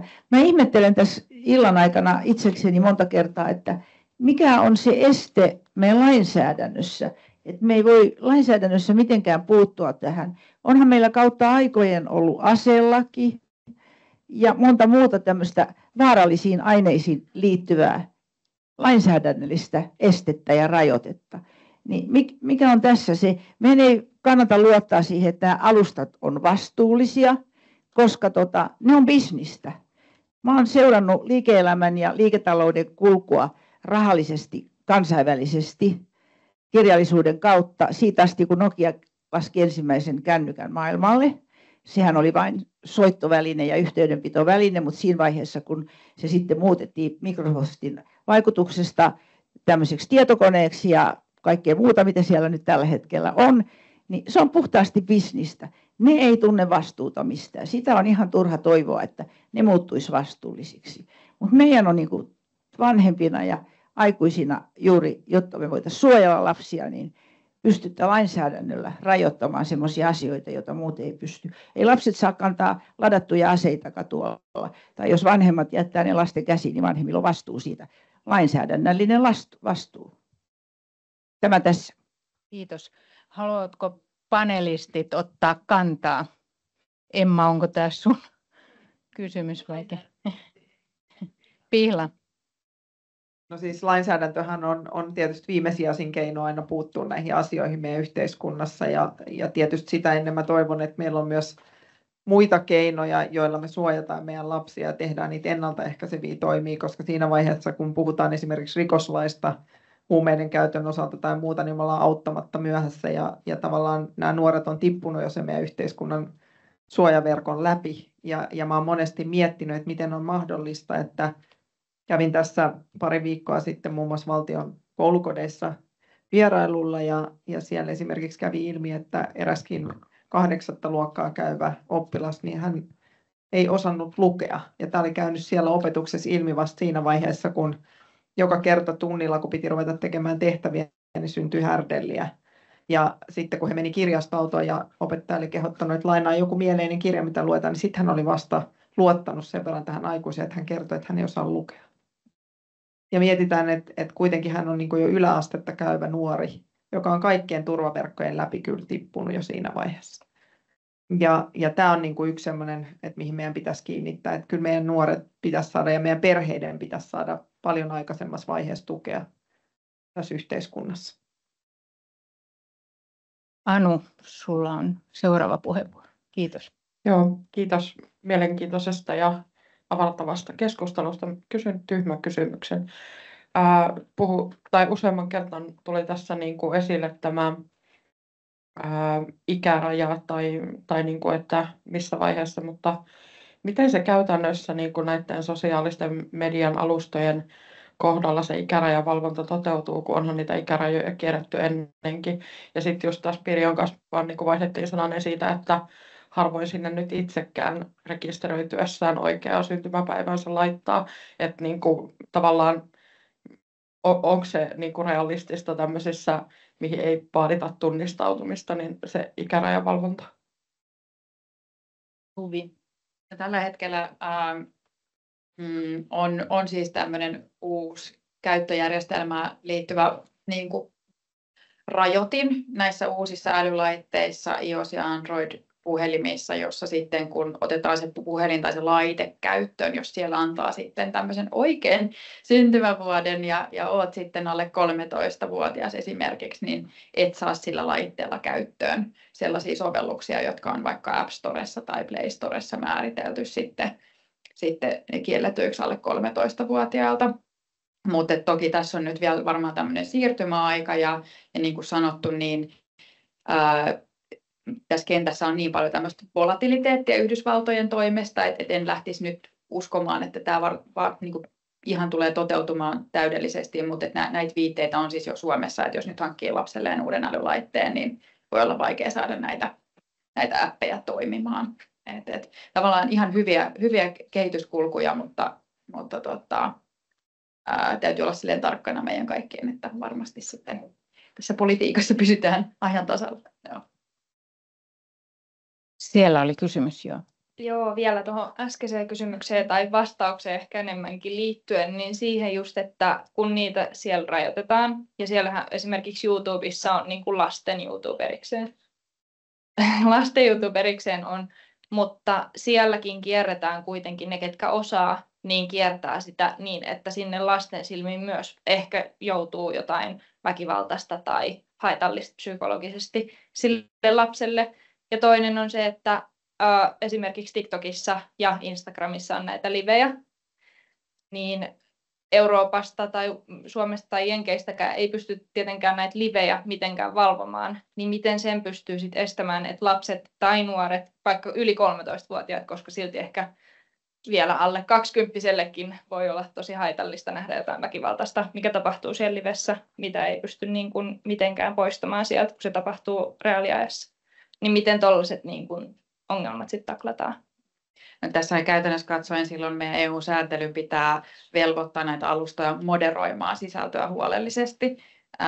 Kysymys ehkä sitten on, että tekevätkö he niin. Enemmän siinä moderaatiossa on otettu tämmöisiä automatisoituja käytäntöjä, että sieltä on vähennetty ihmisiä kaikilla alustoilla tekemässä sitä moderointia. Tämän lisäksi esimerkiksi Suomen pienellä kielialueella on hirveän vähän moderointia tällä hetkellä. Nämä on julkisesti saatavilla nämä tiedot. EU-komission sivuilta löytyy. Ja niin kuin, että tähän kannattaa kiinnittää huomioon nimenomaan nämä livet, mihin viittasit, niin itse ainakin olen nähnyt vankilasta suoraan huumeiden käyttöliveä ja seksiliveä ja liveä ties mistä, ja sehän tulee sitten ihan kenen tahansa silmille, että siellä ei ole mitään filtteriä, kukaan ei valvo ja näin. Ja sitten toki, että alustat pystyy tietyllä tavalla tunnistamaan tämmöisiä haitallisia sisältöjä sitten, kun ne leviää oikein kunnolla. Eli kun ne näkee, että joku tämmöinen tosi raju tai rujo juttu lähtee kunnolla menemään, niin silloin ne filterit niitä helposti tunnistaa, mutta se moderaatio on, mä sanoisin silleen, tietyllä tavalla lapsen kengissä. Ja sitten sanon vielä sen, että silloin tammikuussa Meta Platforms todella ilmoitti, että he vähentää ulkopuolista faktan tarkistusta, he vähentää moderointia, mikä liittyy tiettyihin alakategorioihin ja näin poispäin. Ja se oli jo viesti koko kentälle, että okei, kaikki vähentää moderointia, että ei jaksa enää niin kuin sieltä alustojen näkökulmasta, mikä sitten taas on meille sille, että ups, että miltä se näyttää tänne meidän pienten loppukäyttäjien silmiin. Joo. Kiitos. Onko kysymyksiä lisää siihen?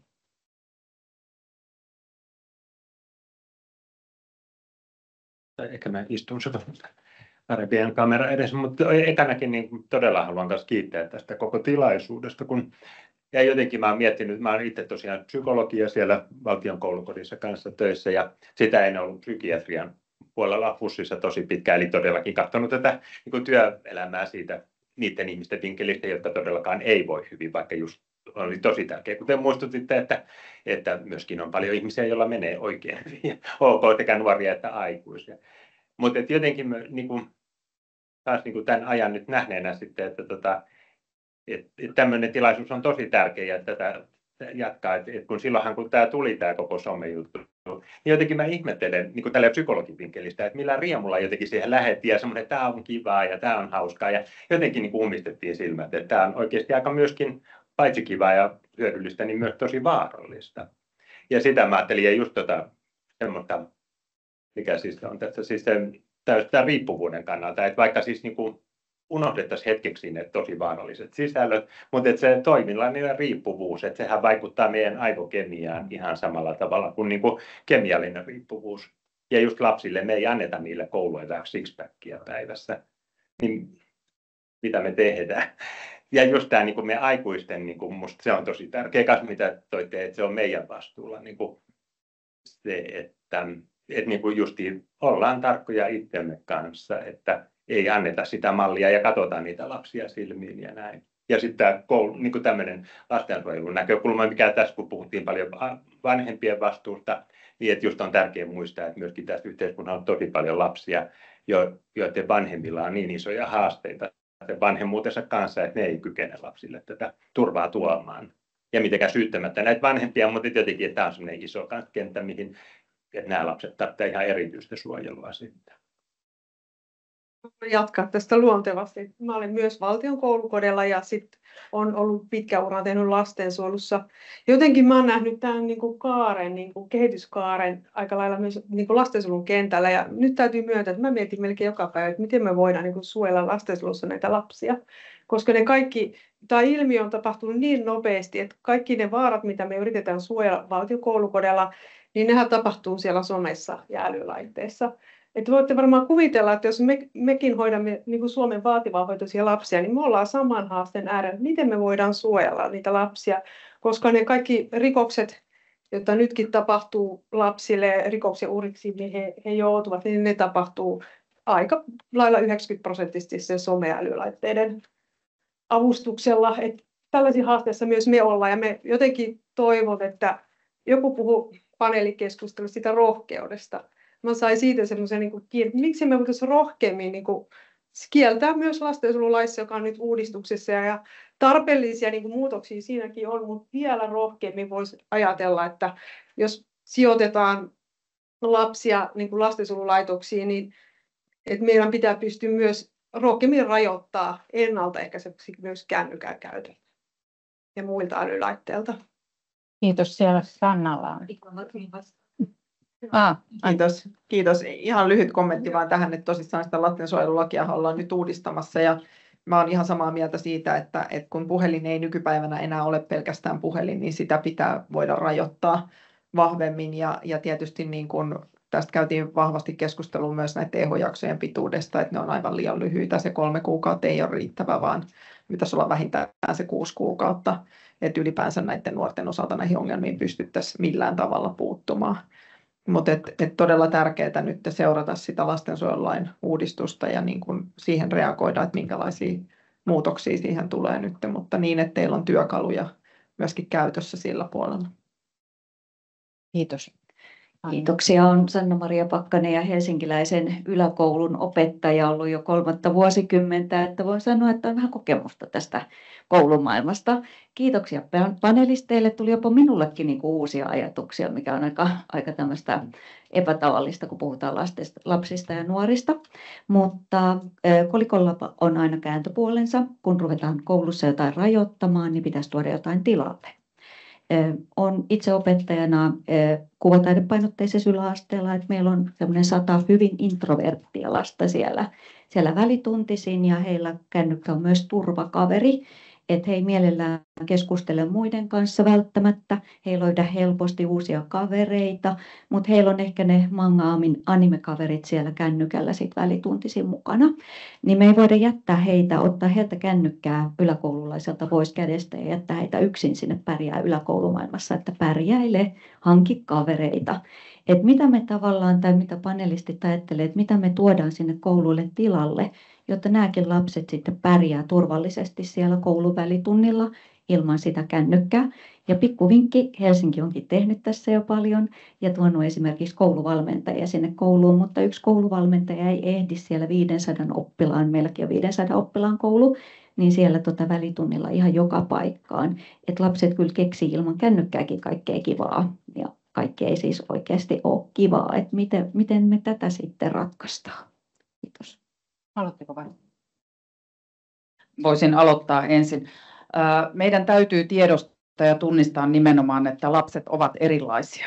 Meillä ei ole yhtä oikeaa ratkaisua niin kuin kaikkiin ja ymmärtää se, että meillä on paljon lapsia, joilla on näitä tietynlaisia niin kuin omanlaatuisia, ei sanota, että ovat niin kuin haastavia, vaan omanlaatuisia lapsia, jolloin esimerkiksi silloin tämä niin kuin kännykkä on se turvaväline nimenomaan siellä, koska jos ei ole niin kuin sosiaalisia kontakteja ja kavereita. Toki toivoisin, että löydetään sellaisia välineitä myöskin kannustaa ja rohkaista näitä lapsia sosiaalisesti ryhmäytymään, mutta sinne tarvitaan silloin niitä moniammatillista tukea, henkilöstöä, opettajat opettavat siellä, tarvitaan niitä muita myöskin, kunhan se ei ole opettajaresursseista pois, että saadaan sitä tukea sinne välitunneille, mutta löytyy niitä muitakin ratkaisuja sitten. Itse olen vieraillut todella paljon kouluissa ja keskustelun myöskin opettajien kanssa aivan valtavasti ja kyllä lapsilta, yläkouluikäisiltäkin lapsilta on tullut niitä terveisiä, että voi kun siellä ulkona olisi jotain niin kuin liikuntavälineitä tai niin kuin leikkivälineitä, missä he pääsevät vaikka kiipeilemään tai pelaamaan tai muuta. Että siellä olisi aidosti jotain tekemistä sitten, jos se kännykkä ei saa olla kädessä, niin sitten täytyisi olla jotain puuhaa. Onhan niitä futiskenttiä ja muita, mutta ei kaikki halua pelata futista. Että siellä pitää olla niin kuin erinäistä tekemistä tai jotain lukupiirejä tai mitä tahansa voidaan keksiä sitten sinne välitunnin ajaksi. Mä mietin, että onkohan mulla mitään lisättävää tähän Katariinaan, mutta mitä on kuullut tuolta mailta ja mannoilta, niin on hankittu kouluihin esimerkiksi karaoke-laitteistoja, ne on ollut ihan todella kovassa huudossa ja näin poispäin.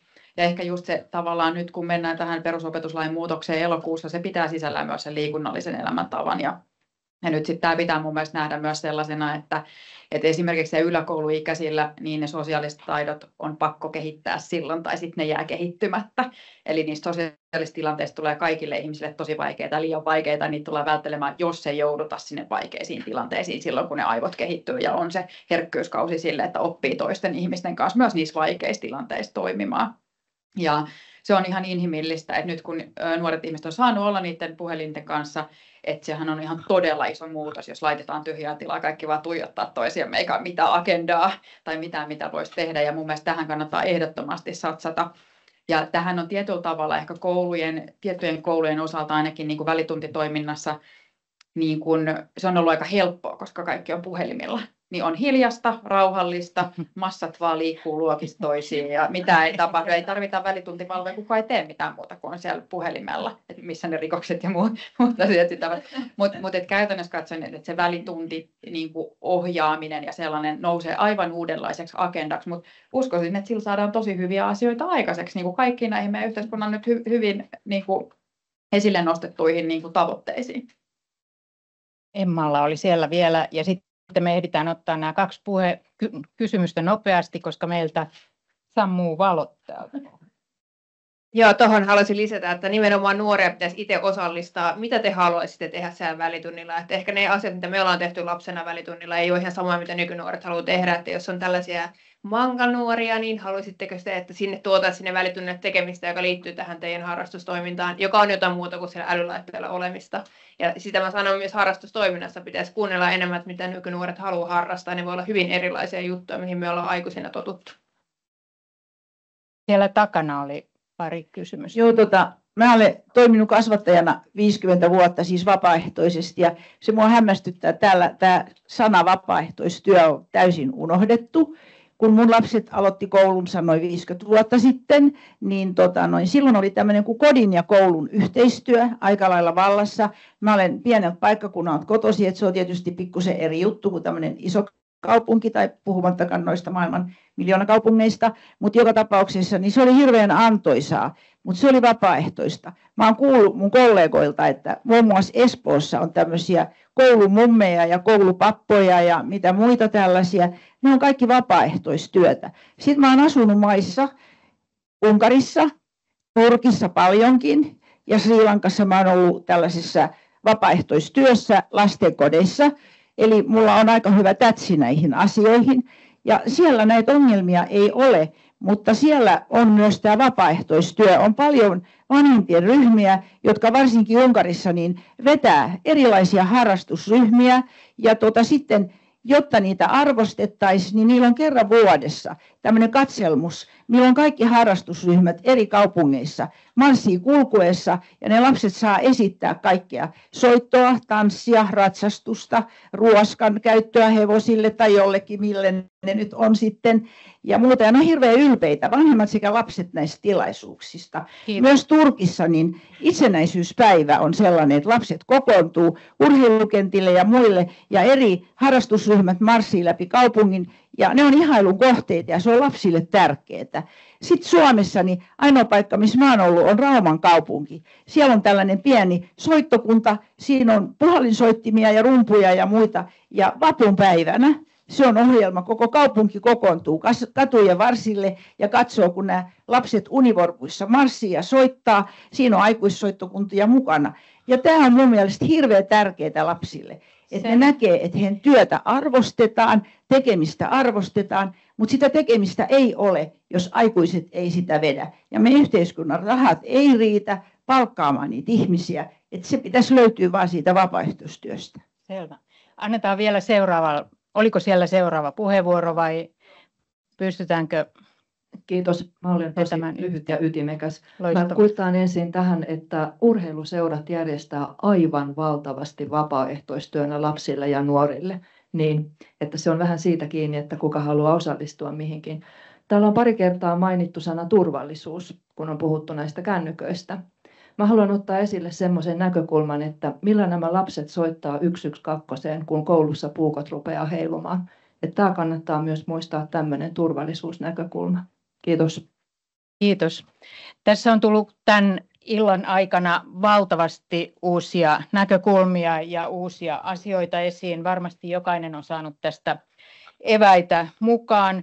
Kun tätä hanketta on viety eteenpäin, me ollaan todettu, että tutkimusta on valtavasti, kirjallisuutta on valtavasti ja siihen on yritetty perehtyä. Ja nyt näitä auttavia organisaatioitakin näyttää olevan hurjasti, mutta välttämättä aikuisilla tai vanhemmilla ei ehkä ole tietoa niistä kaikista auttavista organisaatioista tai sitten niistä organisaatioista, jotka tarjoaa lapsille ja nuorille harrastuksia omalla paikkakunnalla tai lähiympäristössä.